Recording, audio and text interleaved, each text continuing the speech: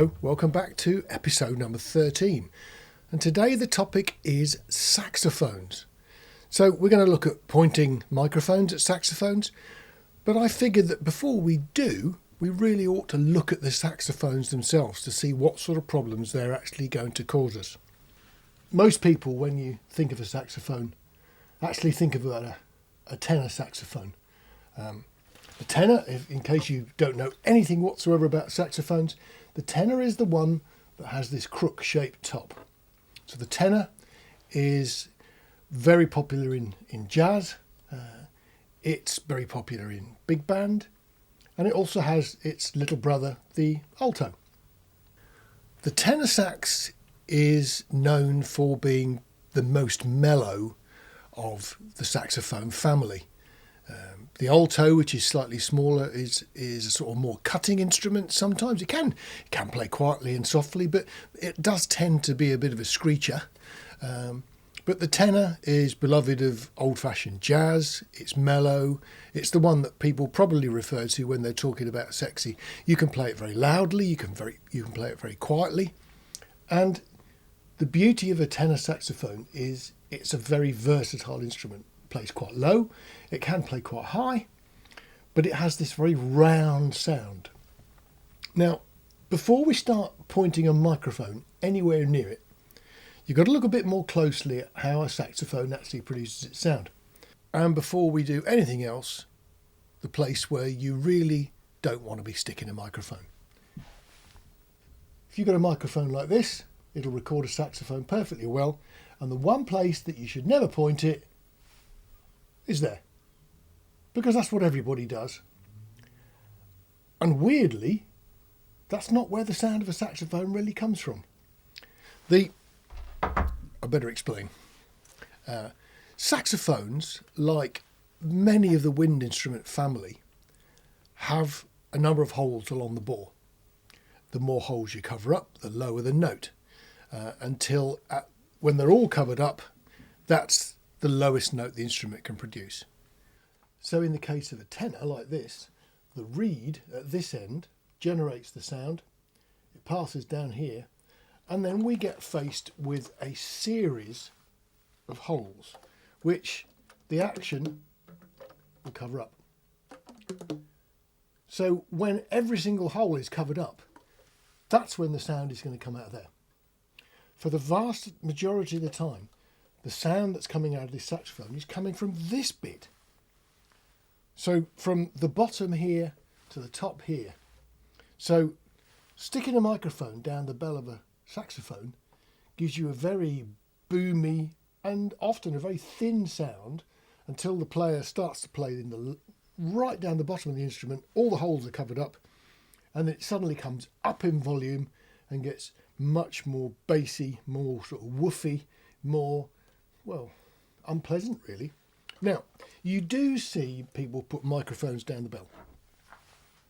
If you're going to actually play a saxophone live on stage where there's loads of guitar amps and things like that, well, you're going to need some way to get extra volume. And realistically, putting a microphone at the right distance so that you get a good spread from all notes open to all notes closed is going to be quite tricky. So you turn the fader up and the thing will feed back. So you're left with very little option, PA-wise, than to stick a microphone down the bell and EQ it pretty savagely so it sounds something like a saxophone and not a kazoo. So for recording, that's a really bad idea. We don't want to be going anywhere near there. Maybe you get faced with a player who is doing very clever and wonderful things down low, in which case stick a microphone there too, and you can always blend them afterwards. A bit like we do with guitars, put two microphones out, record them both, and then blend the two to get a good result. With saxophones, blend is the critical thing, but there's also a few other things too. The ideal place to put the microphone could be the real wrong place to put the microphone if the saxophone is a noisy one. Noisy one? What do I mean by noisy? I mean this. If I don't, I'm not going to play this at the moment at all, but if I... Now, some players are incredibly percussive. Some players make so much noise when they play, it's unbelievable. So all of these things here make noises. Every single little keyway, every single little pivot, every single little pad that goes down, they all make a noise. So if you go down,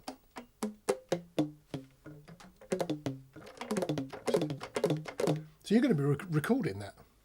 Now, hopefully, the wanted sound, as in the note, is going to be louder than the unwanted sound, the plonks. But if someone is playing fast and furious, bear in mind that this lot here will be clattering like mad. Even worse, some players learnt to play percussively. So I've got my fingers on the pads at the moment. If I play reasonably sort of quietly, like this, it's not too bad.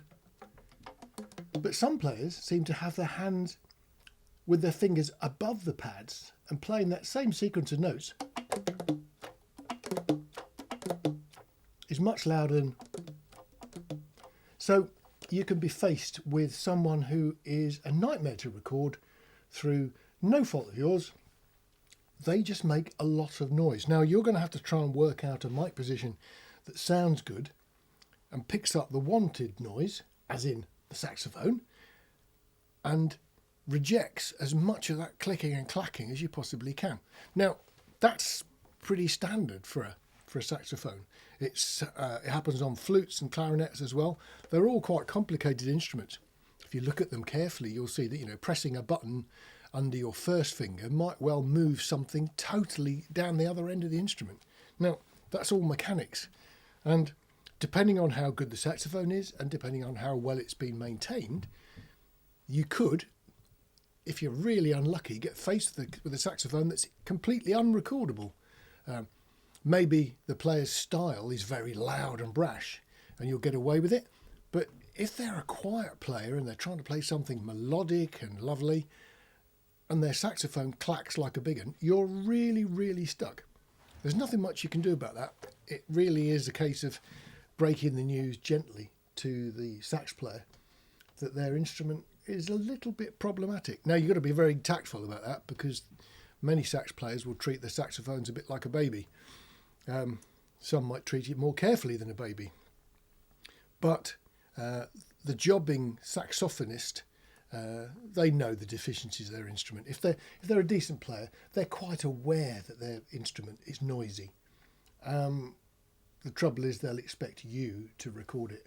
And there's a limit to what you can do with mic positions, different mics, and even processing to try and sort that one out. It's a bit tricky. So anyway, we've got the classic tenor saxophone, the one with the bend. Right, let's move on to its slightly smaller brother, the alto. Superficially, another saxophone. The main difference is, at the top here, there's no up and down. It doesn't need the extra height to get that mouthpiece lower. The reason the tenor saxophone has that slight bend in the crook is just simply because it's a long instrument. So where your hands are and where your mouth are pretty well fixed. So you have to have the adjustment at the top. And that crook bend will let you get the saxophone a little bit higher so your hands can reach the bottom, but your mouth is in the right place. So, okay, other than that, it's pretty much the same instrument. If I compare the two together, give you an indication, they're both resting on my knee. So there we go. The tenor is a substantially bigger instrument. One thing worth noting as well is, as a recordist, you wouldn't normally be expected to know too much about the instruments. But one thing that's well worth noticing is that these saxophones have got different mouthpieces. The shape and the material of the mouthpiece is actually quite important to the tone. So if we look at the tenor's fitted in this case with a black moulded type of mouthpiece. Gives a slightly warmer, slightly bigger sound, slightly hollow. If you want to play quiet and mellow, these type of mouthpieces are probably more popular, and you'll see sort of mellow players with them. If we look at the difference between the alto sax, what we've got here is a metal mouthpiece. It's a bit of a broad statement, but in essence, metal mouthpieces tend to be more powerful, more cutting, more strident, those sorts of words. The metal has a sort of particular resonance. So if you want to play loud, high, screechy, you want to play powerfully, then the player will probably put on a metal mouthpiece. And if they want to be playing mellow, quiet and breathy, it'll probably be one of the composite types, so the black ones essentially. Either plastics or perhaps even ebony, that type of material. But there'll be a much more round sound. So there we go. That's the two most popular saxes you'll come across. If you're recording big band music, then the tenor and the alto sax is the mainstay.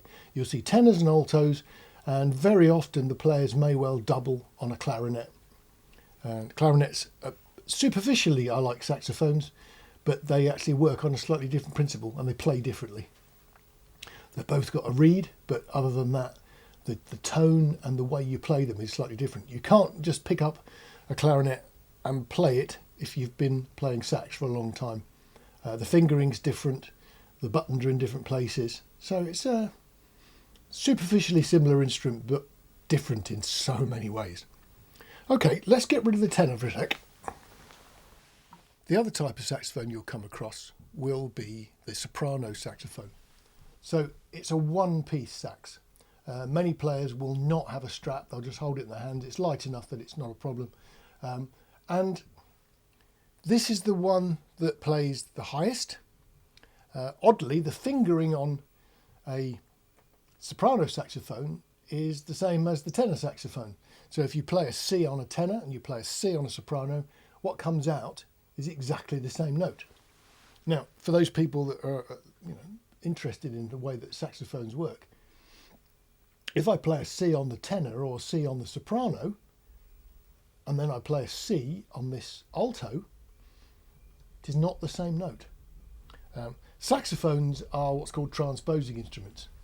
Transposing is a bit of a pest, but essentially the family of saxophones starts out with the baritone, which is the really big one that you see sometime in the dance bands, makes a good replacement for a bass sometimes. So it honks, it sort of makes that lovely sort of hollow bark down the bottom. So you'll see a baritone down the bottom. I haven't got one, mainly because I can't afford one. They're incredibly expensive beasts. They never come up used second hand if they're any good. So much as I'd love to have one, it's not probably going to happen. And also, it's a bit like, you play tunes on all the other saxophones. Baritones very rarely get given a tune. They just get the honky bits down the bottom. So they're a bit like a bass guitar, but in the saxophone family. Now, because of the range of sizes, it's not particularly practical to have saxophones that all play a C when you finger a C. As the instruments get shorter, then clearly they're going to get higher. So when you go between the baritone and the tenor, they jump up. When you go between the tenor and the alto, again, you go up again, and then you go up to the soprano, and you've got yet another range. So to cover all of those, they put them in different keys. They term them E flat and B flat. So on one saxophone, a tenor saxophone, if you actually finger a C, what comes out is a B flat. If you play a C on an alto saxophone, the C that you're actually playing comes out as an E flat. So B flat and E flat are the two keys that you see the saxophones in. It's a system that's been about for hundreds of years, and I guess it's never going to change. They do actually make a C saxophone. You often see them made out of plastic in schools. It's a good thing to get the kids started on, and those things sort of come in between the tenor and the alto. So lengthwise, they're a bit of a strange thing. Tonally, they really don't fit in. They play like a saxophone. They don't really sound much like one. They do sound a little bit like a kazoo, a nice sounding kazoo, but still a kazoo. That's our range of saxophones, the soprano, the alto and the tenor. Now,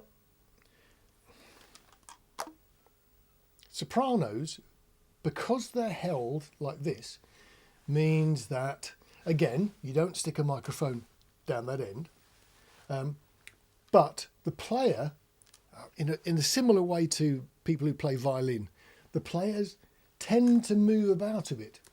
So it's going to be very difficult to find any form of close mic position that is going to work for you.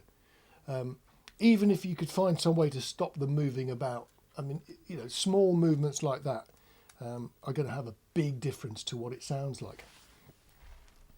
So, okay, we've got saxophones, we've got a few little facts along the way. We don't stick microphones down the bell. We do stick a microphone where the microphone's capture area is exactly the same as where all of the holes on the saxophone are.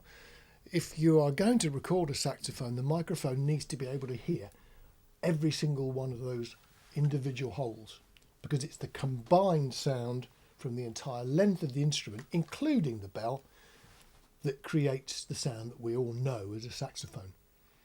If you try and mic up any individual part of it, you'll change the tone of the instrument, and almost certainly the higher notes will be a bit thin and weedy. Now, the other component of a saxophone, oddly, for some players, is their throat. Now, you've all heard those saxophone solos in some of the very famous records where the saxophone appears to growl, and the player is actually growling into the saxophone while they're playing it.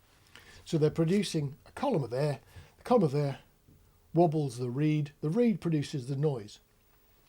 The sax player can squeeze their cheeks, they can bite their teeth together, they can do all sorts of things that will change the tone of what's going on, because the sound is created by the reed, by the mouthpiece, and the inside of the player's mouth. So the three things work together. You have, in effect, a resonant cavity in your mouth. So the tongue, the inside, the cheeks, everything supports that particular sound that they're trying to make. That's why the VSTs for saxophones are so difficult to make in anything other than an orchestral or a big band type of situation, where players tend to play straight. They don't tend to do weird things with their mouths. They don't tend to wobble and twist and shriek and bawl, all those things that you can make most crazy expressive noises with saxophones. So it's all here. Embouchure is the word that the sax players use for it.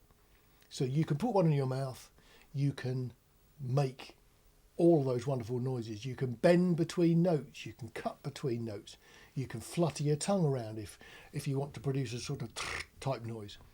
But you can also make the most weird and wonderful noises. So you could actually put one in your mouth and go, you could hum. Now, you can either hum the same note, or you can hum a different note. The effect is incredibly variable. Some players are very good at it. Some players, especially students, don't even know you can do that until you usually you get told by another sax player how to do it. So you'll be playing with somebody. It's how it happened to me. And I said, "How are you doing that?" And he went, he stopped playing and just carried on making the noise. And he was actually humming. You can make all these weird things happen before you even blow that reed.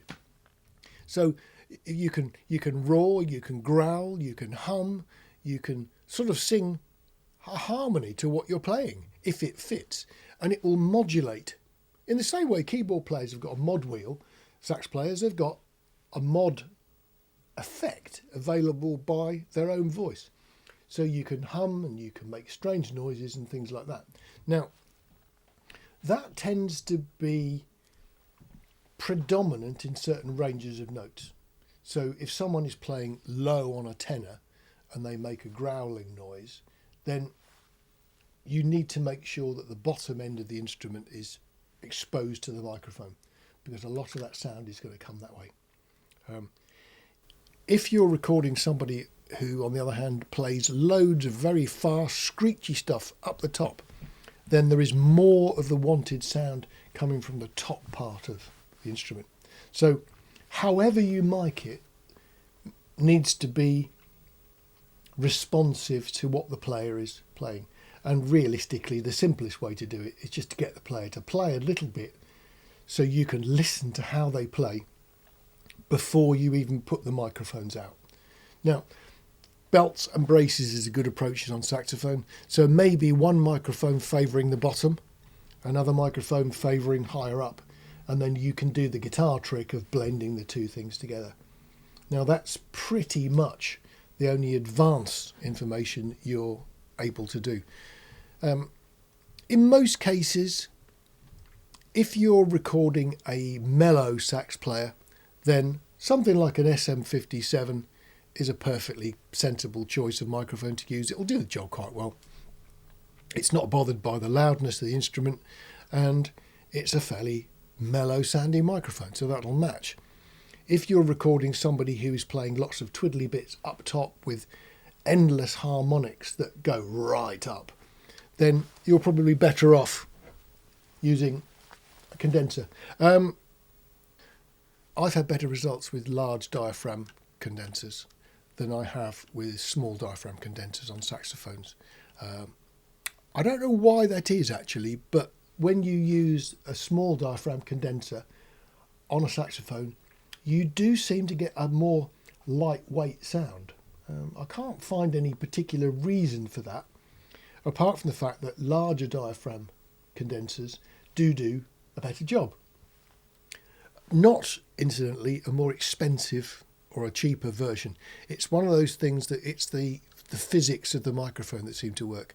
So you could use a fairly cheap large diaphragm condenser, and the cheap large diaphragm condenser will probably perform better than a more expensive small diaphragm condenser. That just seems to be how it is with saxophones. So what we're going to do now is try and record some saxophones from different positions and give you an idea of the sort of sound you can expect, and also, if I can manage it, some of the playing styles that might cause a bit of grief. There are plenty of playing styles that will cause grief on saxophones, and oddly, the worst one to have to record is the saxophone that plays quietly and breathier. It's a very common technique with tenor saxophones where you play almost on the edge of the sound stopping, and you get a sort of wonderful, breathy, raspy type sound, and it's quiet and it's peaceful, and it's damn hard to record because the energy coming out of the saxophone is very low. The noise coming out of the saxophone from the keys is extremely high. So it sort of conspires against you a little way.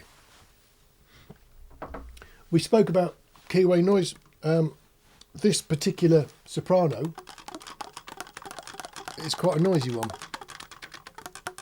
So if you're doing anything fast, that's actually quite annoying, isn't it?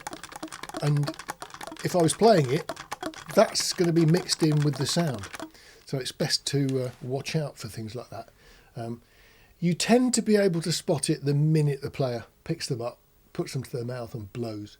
You think, wow, what a clacky thing. And then maybe you have to rethink your approach as to how you're going to record it. What you will discover in the studio is that distant miking is a bit thin and weedy. Even if you've got a quite dead room, such as this one, if you record a saxophone a little bit too far away, then what's going to happen is it starts to get this characteristic thin sound. It's still a good recording, but you might have to work quite hard with your EQ to try and get it up into sort of a tone range that sounds nice. If you get too close, you're going to get the key noise, and you're also going to get all sorts of tonal imbalances between top and bottom. So finding that right position is incredibly important. One thing that some people forget about totally is that not only can you put a microphone on the saxophone, you can angle and change. So with it downwards and facing up, you're giving a little bit more body to the bottom end notes. If you're putting it up the top, then you are close to those top notes, but you're actually grazing the middle area with the main part of the capture area of this microphone, and you've still probably got a little bit down the bottom.